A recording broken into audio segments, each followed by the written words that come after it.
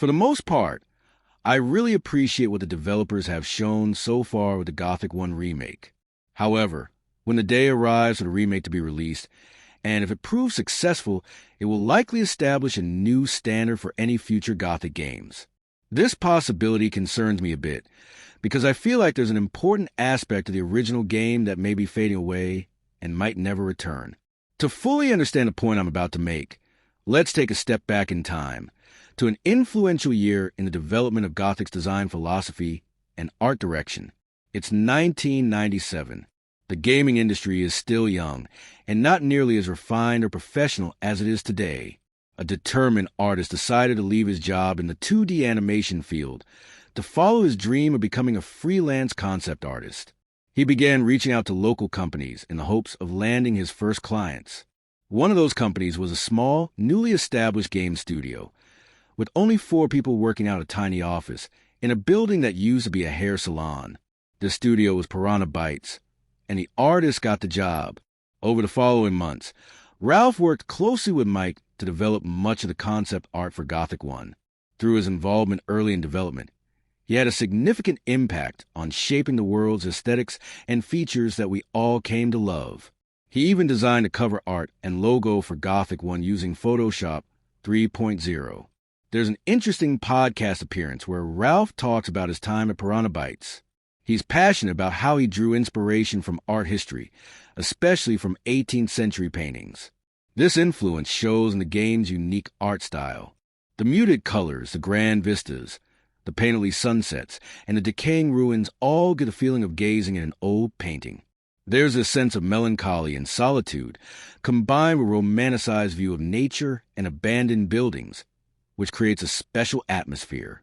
Gothic 1's style is heavily influenced by art history, which is part of what makes it stand out.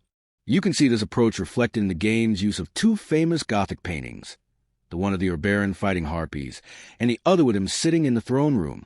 Gothic 1 isn't just inspired by art history, though it pulls from a wide variety of historical and cultural sources, many of which are more exotic than one might expect from a typical medieval European setting. For instance, there are rice terraces that look like those in Asia. The giant cave in the new camp resembles ancient Puebloan architecture from the American Southwest, and the sect camp seems to be influenced by Buddhist monks or other Eastern cultures. Even the old camp marketplace has elements reminiscent of Middle Eastern cultures, particularly in the way it's depicted in Orientalist art. But here's why I'm worried about something being lost. Gothic 1 had a one-of-a-kind aesthetic, blending art history, real-world cultural influences, and the unique design choices of its artists. Some of the redesigns in the remake seem to be leaning more towards typical fantasy tropes, making it feel less original and more like other games in the genre. In particular, the new orc design, with massive metal spikes on the shoulder armor, feels more in line with the Warcraft universe than the Gothic universe. The addition of hooded statues in the Troll Canyon reminds me of Blizzard's art style, and there's an increase in spikes and sharp features everywhere that also feels very Warcraft-inspired. In addition, we've gone from the original orcs, with their brownish fur, to the remake's green-skinned orcs. To me, this shift takes away from the original style and gives the game a more generic feel, as if it's trying to copy the biggest names in fantasy RPGs, like Blizzard Entertainment.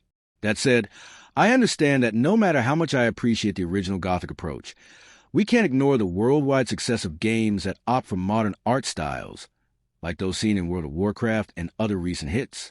This trend is also present in other remakes, such as Heroes 3, where the art style has shifted from one influenced by art history to one influenced by the more popular styles of recent years.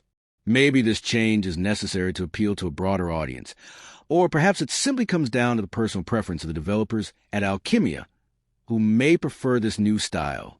Regardless, I don't want this video to come across as me saying that my personal preference is the right way to approach the remake of Gothic. After all, much of what people prefer comes down to personal taste.